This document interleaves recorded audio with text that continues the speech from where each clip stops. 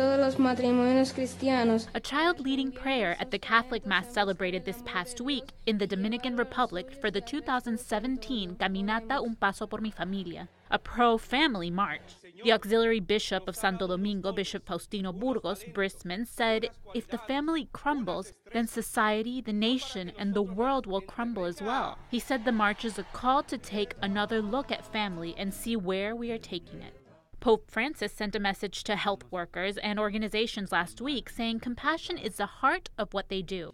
The Holy Father also stressed the need for a more equitable distribution of resources and services throughout the world. This includes, Pope Francis says, doctors, nurses, support staff, volunteers, and others to minimize the pain associated with loneliness and anxiety. Our Holy Father reminds us compassion helps us to discover in the frailness of every human being his or her unique worth and dignity.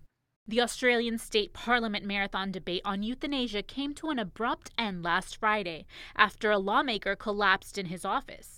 Government lawmaker Daniel Molino is reportedly fine now, but his collapse kept the euthanasia issue unresolved. Victoria, Australia is the final stage of a parliamentary debate that could legalize doctor-assisted suicide. Half of the 30 lawmakers in the upper chamber indicated support for reform. Molino himself is against euthanasia. If passed, a doctor in Victoria, Australia would be permitted to administer a lethal injection when patients were physically incapable of doing so themselves. Valeria Longhi, EWTN, ProLife Weekly.